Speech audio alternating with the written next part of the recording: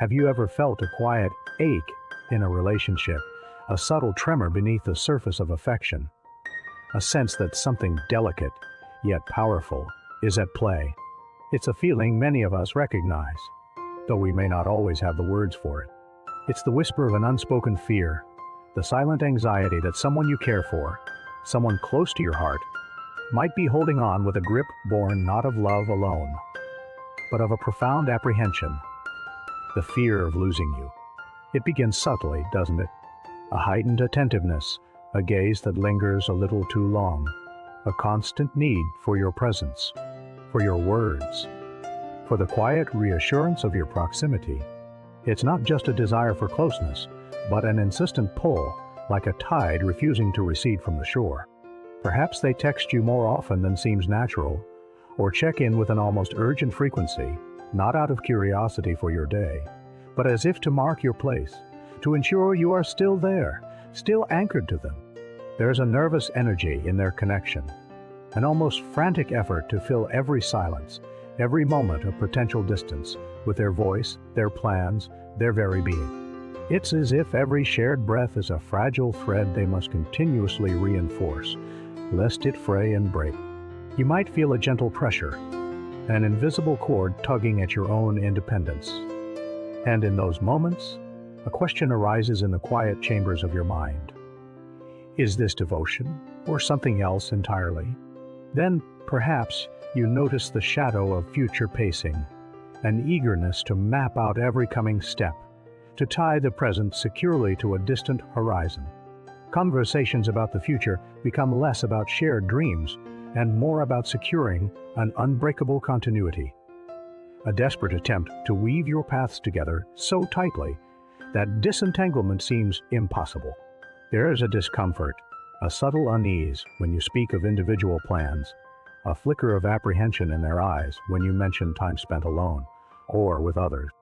It's as if your independent journey feels like a threat, a deviation from the carefully constructed narrative where your worlds are permanently fused. This isn't born of malice, but from a profound insecurity, a deep-seated belief that any space, any moment apart, might become a chasm they cannot bridge.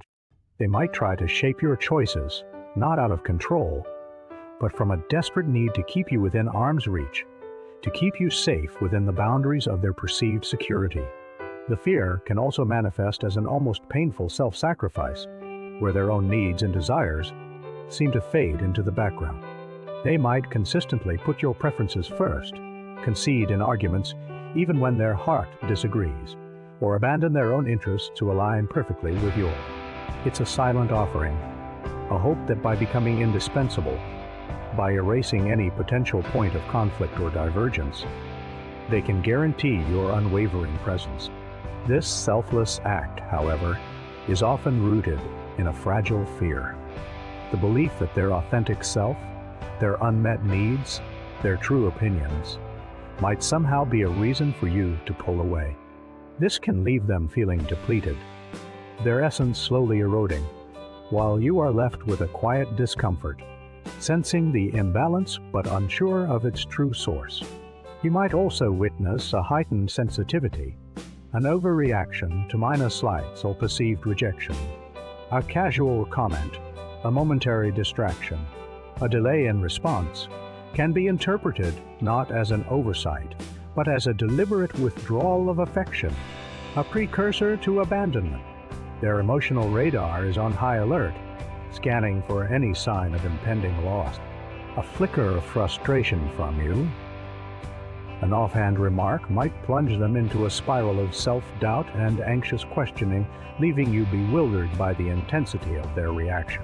They might seek constant reassurance, fishing for compliments, asking, "Do you still love me?" Even after a declaration, their inner world, a constant echo chamber of insecurity, needing external validation to quiet the storm within. This relentless need for affirmation can feel exhausting, like trying to fill a bottomless well with a single cup of water. Sometimes, this fear takes a more bewildering turn, manifesting as subtle tests, or even a momentary pulling away. It's a strange paradoxical dance. They might create a small distance or initiate a minor conflict, not because they want to leave, but to see if you will chase them, if you will fight for the connection. It's a desperate plea for proof, a self-sabotaging act born from the terror of anticipated loss. They might withdraw emotionally, become momentarily distant, or express doubts about the relationship, hoping that your response will affirm your commitment and soothe their gnawing anxiety. This push and pull can leave you feeling confused, hurt, and questioning the very stability of the bond. It's a complex tapestry of insecurity, where the fear of losing you drives them to unconsciously create the very distance they dread.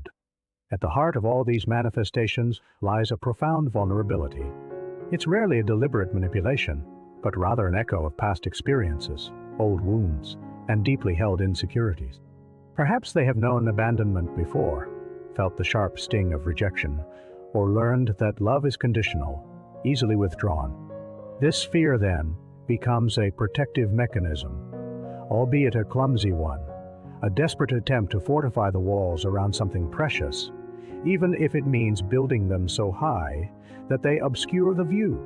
To truly understand this, we must look beyond the behavior and into the silent story of their heart, acknowledging that such fear often stems from a place of deep pain, a desperate longing for unshakable connection. Recognizing these patterns, whether in someone else or perhaps in reflections of your own past self, brings a quiet clarity. It allows us to view the situation not with judgment, but with a deeper well of compassion and understanding. It's an invitation to pause, to breathe, and to gently acknowledge the intricate dance of human emotion. What does this fear ask of you?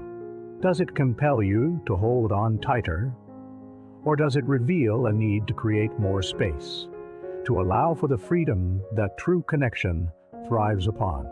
It's a question of balance, of finding the equilibrium between gentle reassurance and healthy boundaries, understanding that genuine love flourishes not from a grip of fear, but from a foundation of trust and respect for each other's journeys.